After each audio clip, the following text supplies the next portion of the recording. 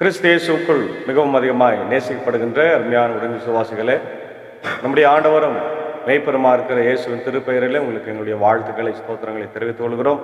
இந்த காலை நேர இறை தியானத்தை நம்ம ஆரம்பிக்கலாம். நமது ஆரம்பம் பிதா, குமாரன், பரிசுத்தாவின் நாமத்தில் உள்ளது. ஆமேன். ஜெபிப்போம். சர்வ வல்லமையும் மிகுந்த இரக்கமும் கிருபை நிறைந்த நல்லாண்டவரே, நல்ல மெய்ப்பனே, இதோ இந்த காலை வேலைக்காக நன்றி செலுத்துகிறோம். கடந்து போன இரவு முழுவதுமாய் கிருபையா எங்களை காத்து வழிநடத்தினேன்.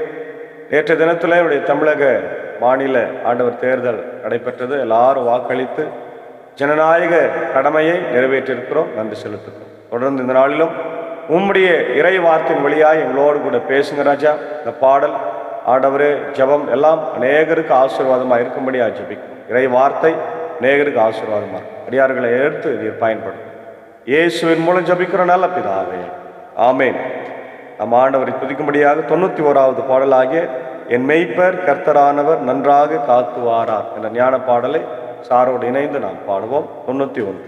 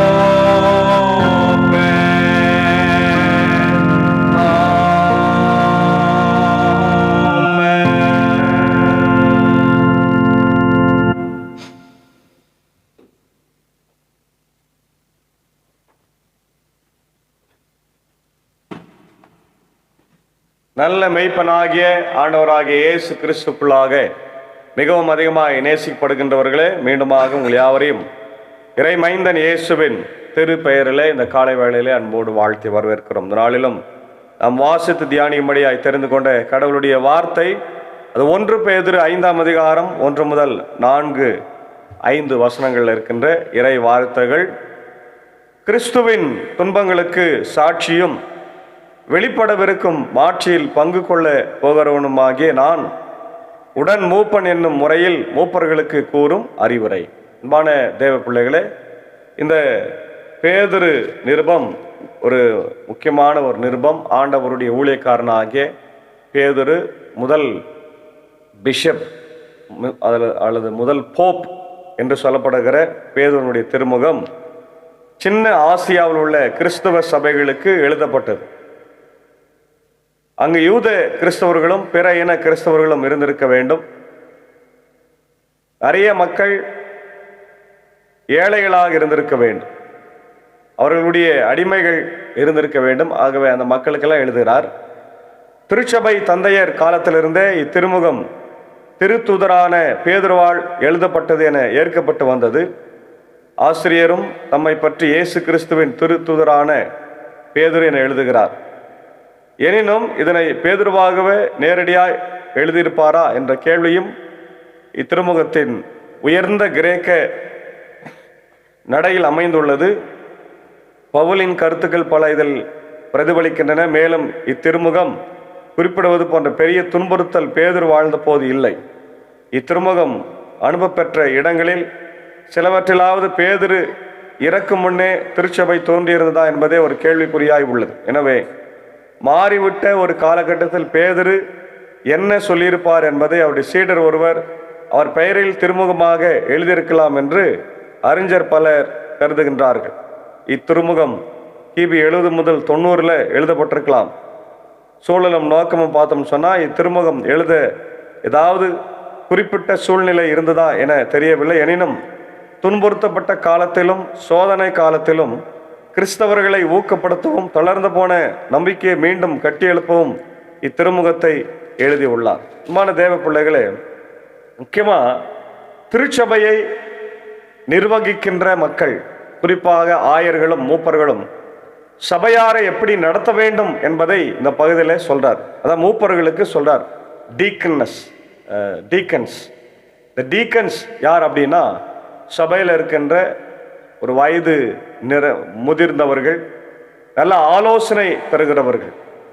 நம்ம அப்போஸ்தலர் 7ஆம் அதிகாரத்தில் பார்க்குறோம், மூப்பர்கள் பரிசுத்த ஆவியினாலும் ஞானத்தினாலும் நேர்மையாலும் நடத்தையாலும் யாரெல்லாம் இருக்கிறாங்களோ அவங்கள தெரிந்து கொள்ளப்பட்டது தான் இந்த மூப்பர்களாக நம்ம பார்க்கிறோம்.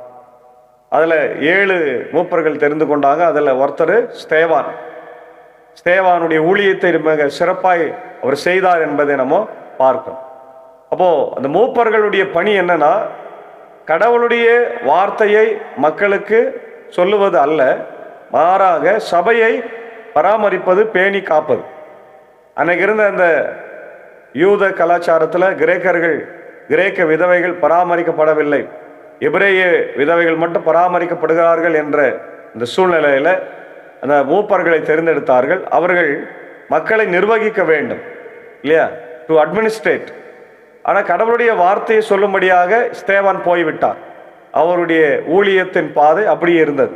இப்போ இங்கே நமக்கு கொடுக்கப்படுகிற அறிவுரை என்னன்னா, உங்கள் பொறுப்பில் இருக்கும் கடவுளின் மந்தையை நீங்கள் மேய்த்து பேணுங்கள். உங்களுடைய பொறுப்பில் இருக்கிற மந்தையை நீங்கள் என்ன பண்ணுமா, மேய்த்து பேண வேண்டும். அப்போ சபையினுடைய மூப்பர்களுடைய பணி என்னன்னா, மந்தையை மேய்க்கணும். நல்ல வசனத்தினால போஷிக்கிறதுக்கு அவங்களுக்கு மெய்ப்பர்களை ஏற்படுத்தி தர வேண்டும். இதை நம்ம பிஷப்ஸுக்கும் சொல்லலாம், பாஸ்டர்ஸுக்கும் சொல்லலாம், அதுக்கப்புறம் நம்முடைய பொறுப்பாளர்களுக்கும் சொல்லலாம், டீக்கன்ஸுக்கும் சொல்லலாம். கட்டாயத்தினால் அல்ல, மன வசனத்தினாலும் அல்ல, கடவுளுக்கு ஏற்ப மன ஓப்புடன் மேற்பார்வை செய்யுங்கள். அதாவது இது பிஷப்ஸ் எழுதப்பட்டது அப்படின்னு சொல்லப்படுது. ஏன்னா மேற்பார்வை என்று சொல்லுகிற போது அது பிஷப்ஸுக்கு தான். பிஷப்ஸுடைய பணிகள் தங்களுக்கு கீழே இருக்கின்ற பாஸ்டர்ஸனுடைய பணிகளை மேற்பார்வை இட வேண்டும். அவர்கள் என்ன செய்கின்றார்கள், என்ன ஊழியத்தை செய்கிறாங்க, ஆலயம் நடத்துகிறாங்களா, வசனத்தை சொல்கிறாங்களா, சாக்கிரமந்து பரிமாறப்படுகிறதா, துக்க வீட்டாரை விசாரிக்கிறாங்களா, இல்லையா மக்களை சந்திக்கிறாங்களா அப்படின்ற ஒரு பெரிய சூப்பர்விஷன் அதான் இவங்க செய்ய வேண்டும் இல்லையா.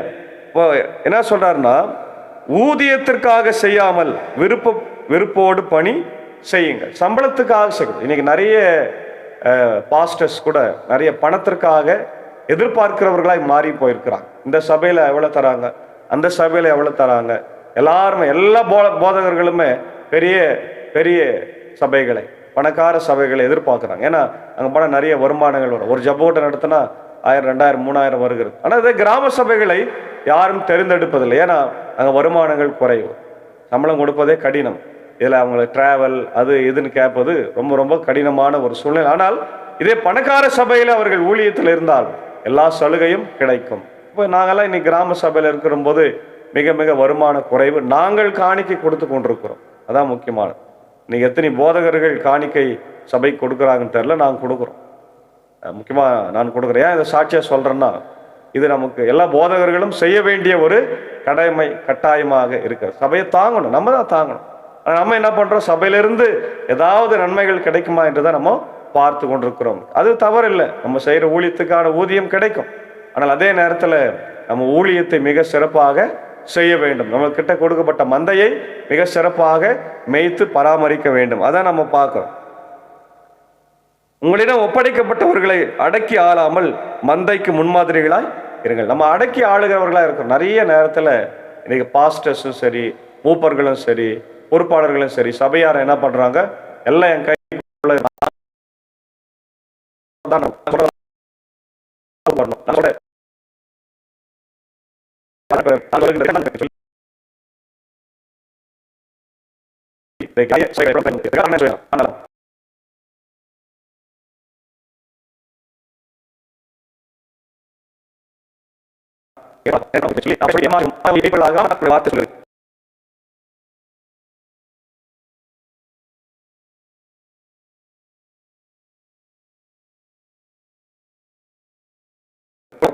மந்தைக்கு மாதிரிகளை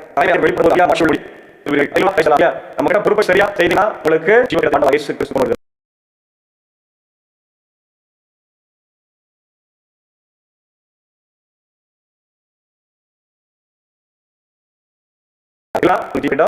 சொல்றாரு. இளைஞர்களை போது எல்லா மனத்தாழ்மையை ஆடையாய் அணிந்திருங்கள். செப்புத்தோரை கடவுள் இகழ்ச்சி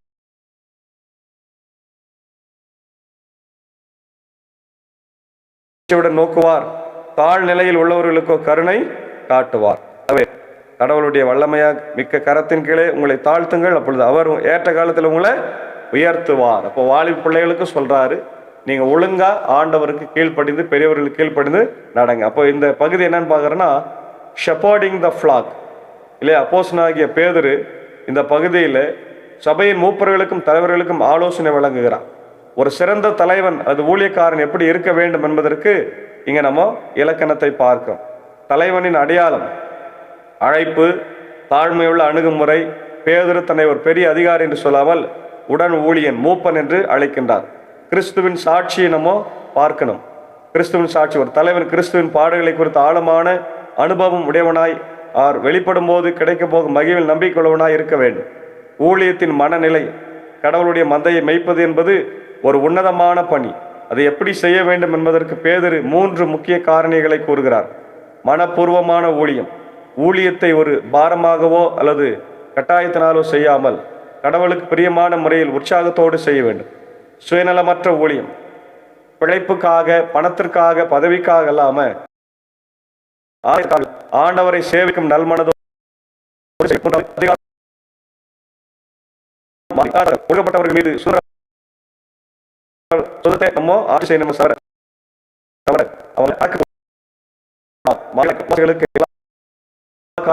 முன்மாதிரியாய் வாழ்ந்து காட்ட வேண்டும்.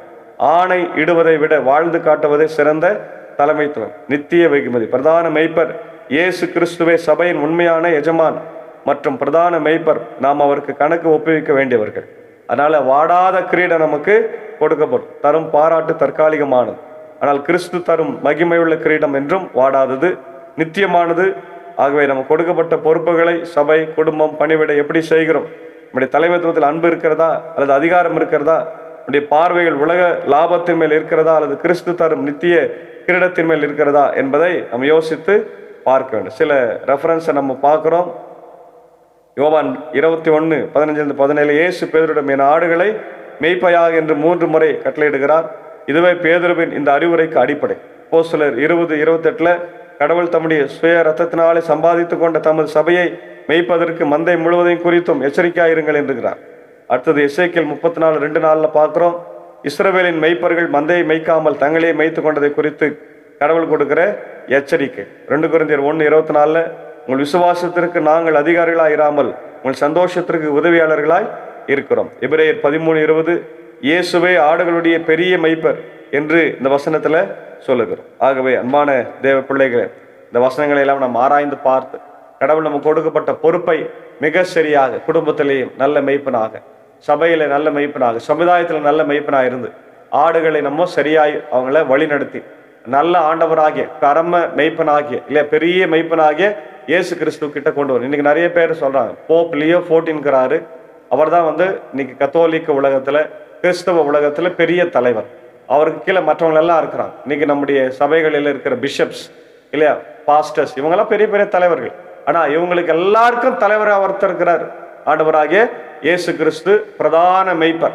அவர் வெளிப்படும் போது எல்லா குட்டும் வெளிப்படும். நீங்க ஒழுங்கா ஊழியம் செய்யறீங்களா ஏமாத்துறீங்களா அப்படின்றது வெளிப்படும். அதனால எச்சரிக்கையா இருந்து நம்ம ஊழியத்தில் இருக்கிற யாரா இருந்தாலும் சரி, பாஸ்டர்ஸா இருந்தாலும் சரி, இன்னைக்கு சண்டே கிளாஸ் டீச்சர்ஸ், யூத் இல்லையா மற்ற எல்லாம் எது என்ன நடத்தி கொண்டிருந்தாலும் நம்ம ஆண்டவருக்கு கணக்கு ஒப்புவிக்க வேண்டும். அதனால ஒழுங்கா மந்தைகளை மேய்த்து நல்ல 23ஆம் சங்கீதத்தில் பார்த்த மாதிரி நல்ல தண்ணீரண்டை கொண்டு போய் நல்ல மேய்ச்சல் நிலத்தில் விட்டு அவர்களை போஷித்து முசிப்பாற்றி இளைப்பாற செய்ய வேண்டும். அவர்களுக்கு பாதுகாப்பு கொடுக்க வேண்டும், கணக்கு ஒப்புவிக்க வேண்டும். ஆகவே இப்படிப்பட்ட இந்த சத்தியத்திற்குள்ளாக கடவுள் நம்மை வழிநடத்தி இப்படி திருச்சபையில் இருக்கிற மந்தையை நம்மளை மேய்க்க ஆண்டவர் நம்மை ஆசீர்வதித்து காப்பாராக. ஆமேன். ஜெபிப்போம். நல்ல மெய்ப்பனாக எங்களை ஆசீர்வதித்து வாழ வைத்துக் கொண்டிருக்கிறவரே ஸ்தோத்திரிக்கிறோம். இதோ இந்த காலை நேரத்தில் ஆண்டவரே தேர்தல் நாளை முடித்து மிகுந்த மகிழ்ச்சியோடு நாங்கள் இருக்கிறோம். கர்த்தர் நன்றி செலுத்துகிறோம். நல்ல தலைவர், சாதி மதம் இனம் மொழி பேதமின்றி ஆண்டவர் மத சார்பற்ற ஒரு தலைவரை எங்களுக்கு தர வேண்டுமா நான் ஜெபிக்கிறோம். இந்த நேரத்தில் ஆண்டவரே வாக்களித்து விட்டு சொந்த ஊர்களுக்கு திரும்பி கொண்டிருக்கிற மக்களை ஆசீர்வதியும் பலப்படுத்தும். அப்படி பயணங்களை வாய்க்கு செய்யும். ஆனால் நிறைய பஸ் இல்லாமல் ட்ரெயின் இல்லாமல் சீட் கிடைக்காம கஷ்டப்பட்டு கொண்டிருக்கிறாங்க. வரும்போது அப்படிதான் வந்திருக்கிறாங்க, போகும்போதும் கஷ்டப்பட்டு போகும்போது அப்படி பாதுகாத்து கொள்ள வேண்டுமா ஜபிக்கிறோம். இந்த ஊழியத்தில் இருக்கிற எங்கள் நண்பர் சாரியம் ஏஞ்சாக்காவே அன்பான பிள்ளைகள் மாத்தால் மரியாதையுடைய அச்சாகோ சார்க்கா ஜபிக்கிறோம், டீச்சருக்கா ஜபிக்கிறோம். எல்லாரும் தேர்தல் பணிகளை முடித்து விட்டு பத்திரமாய் திரும்பி வந்திருக்கிறாங்க. நன்றி செலுத்துகிறோம்.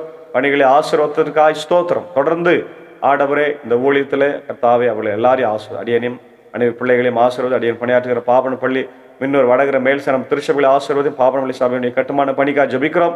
ஆனால் இந்த பணிக்காக இதோ என்னுடைய அன்புக்குரிய ஆசிரியரும் ஆண்டவரே என்னுடைய அன்புக்குரிய ஆண்டவரே பிலிவருமாக இருக்கின்ற சிஎஸ்ஐ பிலிவராக இருக்கின்ற அவருடைய ராஜன் பாபு எட்வின் ராஜன் பாபு ஐயாவுக்காக ஜபிக்கும். ரூபாய் 10,000 நேற்று தினத்தில் அக்கௌண்ட்டில் போட்டிருக்கிறார். நன்றி செலுத்துகிறோம். உடைய கிருபை அவரோடு இருக்கட்டும். அவருடைய குடும்பத்தின் மக்களை ஆசீர்வதிங்க.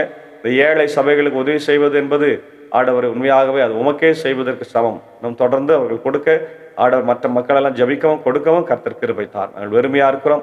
கர்த்தர் எங்களை பலப்படுத்தும் ஆசீர்வதி சபையை கட்ட ஆண்டவரை உதவி செய்ய வேண்டுமா நான் ஜபிக்கிறது கேட்டு பயன்பெறுகிற எல்லா மக்களுக்கும் இறை ஆசிரியர்களை தாரும். வியாதிகள், பலவீனங்கள், கஷ்டங்கள், வருத்தங்கள், மனபாரங்கள் எல்லாவற்றையும் மாற்றுங்கிறார். இப்படி இந்திய சூழல் உத்தரன் திருச்சபை 3 சபை சங்கங்கள், போதகர்கள், ஊழியங்கள், ஸ்தாபனங்கள், பள்ளிக்கூடங்கள், பெதஸ்தா மருத்துவமனைக்காக ஜபிக்கிறோம். இப்படி ஆசிரியர் பெருமக்களுக்காக, செவிலியர்களுக்காக, என்னுடைய டீச்சர்ஸ்க்காக ஜபிக்கிறோம். எல்லாரையும் காத்தவர்கள் இந்த வெயிலின் உஷ்ணம் எங்களை தாக்காதபடி ஆண்டவர் ஏற்ற வேளையிலே கோடை மழையை தந்து எங்களை குளிர்விக்க வேண்டும் என்று கெஞ்சியம் என்றால் நேரத்தில் வியாதியாக இருக்கிற மக்களுக்காக ஜபிக்கிறோம்.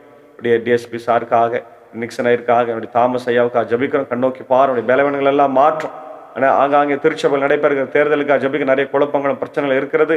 அதை ஆண்டவர் நாங்கள் சரி செய்து அமைதியான முறையில் தேர்தலை நடத்தி இயேசுவுக்கு புகழ்ச்சி உண்டாக முடிய ஊழியத்தை செய்ய கிருபை தர வேண்டும் என்று நான் ஜபிக்கிறேன். நாளை பிறந்தநாளை காணுகின்ற இப்படி அன்புக்குரிய ஆண்டவரை நேற்று தினத்தில் பிறந்தநாளைக்கு நன்றி செலுத்திய இப்படி அன்புக்குரிய ஆண்டவரை தலைமை ஆசிரியர் தாளரமாக இருந்து ஓய்வு பெற்ற திரு ஜெயபஸ் சந்திரசேகரன் சாருக்காக ஜபிக்கிறோம். சாருக்கு நல்ல சுகத்தை பலத்தை தார். இன்று போல் என்று மகிழ்ச்சியோடு சமாதானமாய் வாழக்கூடிய சூழ்நிலைகளை தார். அவருடைய அன்பு மனைவி மெர்சி டீச்சருக்காக பிள்ளைகள், மருமக்கள், பேர பிள்ளைகள் யாவரையும் ஆசீர்வதி. அதே போல பெத்லகேம் நகராட்சி நடுநிலைப்பள்ளியினுடைய அன்புக்குரிய ஆசிரியர் மைக்ரோசாஃப்ட் சரவணன் என்று சொல்லப்படுகிற அன்பு சோழனுக்காக ஜெபிக்கிறோம். நல்ல ஆசிரியர், பல விருதுகளை பெற்றவர், ஆண்டவர் மாணவர்களுக்காக தன்னலமின்றி பணியாற்றக்கூடியவர். அவரை ஆசீர்வாத மாணவி பிள்ளைகளை ஆசீர்வாத இந்த பிறந்தநாள் அவருக்கு ஆசீர்வாதமாக இருக்கட்டும். தொடர்ந்து ஆண்டவரை இப்படி இந்திய தேசத்திற்காக, ஜனாதிபதி, பிரதமர், இப்படி முதலமைச்சருக்காக, கவர்னருக்காக ஜபிக்கிறோம். நல்லாட்சியை தர ஆண்டவர் நாங்கள் ஜபிக்கிறோம். மே 4ஆம் தேதி ஆண்டவர் எங்களுக்கு நல்ல தலைவரை தேர்ந்தெடுக்கிற ஆண்டவரை பாக்கியத்தை தர வேண்டுமா ஜபிக்கிறோம். உலகம் முழுக்க இருக்கிற எல்லா மக்களுக்காக ஜபிக்கிறோம். அவசர ஜபமாக இஸ்ரேல் ஈரான் போருக்காக ஜபிக்கிறோம். அதனால கேஸ் தட்டுப்பாடு, மக்களுடைய வாழ்வாதாரம் பாதிப்பு எல்லாம் இருக்கிறது. கண்ணோக்கி பார்த்து சீக்கிரமா என் தேவனை நிறுத்தும். உக்ரைன் ரஷ்யா போரை நிறுத்தும் ராஜா. உலக அளவில் அமைதி சமாதானத்தை தார். America, UK, Australia, New Zealand, Philippines, gulf கண்ட்ரிஸில் இருக்கிற மக்கள் எல்லாரும் அமைதியோடு வாழக்கூடிய சூழ்நிலை தாரும். இந்திய தேசத்தின் மக்கள் ஒவ்வொரு மாநிலத்துக்காக ஜபிக்கணும். மேற்கு வங்கத்தில் கூட தேர்தல் நடந்து முடிந்திருக்கிறது. நிறைய இடங்களில் வன்முறைகள் நடந்தது. ஆனாலும் தேவன் பாதுகாத்திருக்கிற நல்ல ஒரு தலைமைத்துவத்தை, அங்கு கூட மதசார்பற்ற ஒரு தலைமைத்துவத்தை இந்தியா முழுக்க தர வேண்டுமா நான் ஜபிக்கிறோம். மதங்களை பிடித்து தொங்கிக் கொண்டிருக்கிறவர்களை ஆண்டவர் நீர் விரட்டி அடிக்க ஆண்டவர் கிருபை தான். தொடர்ந்து முடிய கிருபை இந்த நாளில் எங்களோடு தங்கியிருக்கட்டும். வெயிலின் உஷ்ணிலிருந்து காத்தரலும். ஆண்டவர் நடைபெற போகிற எல்லா ஊழியங்களிலும் உடைய கிருபை தங்கியிருக்கட்டும். குறிப்பாக நாளை தினத்தில் ஆண்டவருடைய VBS ஆண்டவர் பயிற்சி பட்டறை என்னுடைய ஆம்பூர் இமானுவேல் திருச்சபையில் நடைபெறுகிறது. ஆம்பர் சபை சங்கத்தின் எல்லா ஆண்டவர் ஆசிரியர் பயிற்சியை ஆண்டவர் மேற்கொள்கிறவர்கள் வந்து கலந்து கொண்டு பயிற்சியை பெற்றுக்கொள்ள கிருபை அனைத்து சபை சங்கத்தையும் ஆசிரியர் தொடர்ந்து காத்தரலும். இறை மைந்தன் மெய்ப்பனாகிய இயேசுவின் மூலம் ஜபிக்கிறோம் நல்ல பிதாவே, ஆமென். நல்ல மெய்ப்பனாகிய இயேசு கிறிஸ்துவின் கிருபை, பிதாவாக தேவனுடைய அன்பு, பரிசுத்த ஆவினை நம் அனைவரோடு விசேஷமாக இந்த நாளிலே தங்கியிருந்து ஆசீர்வதிப்பாராக. ஆமென். God plus.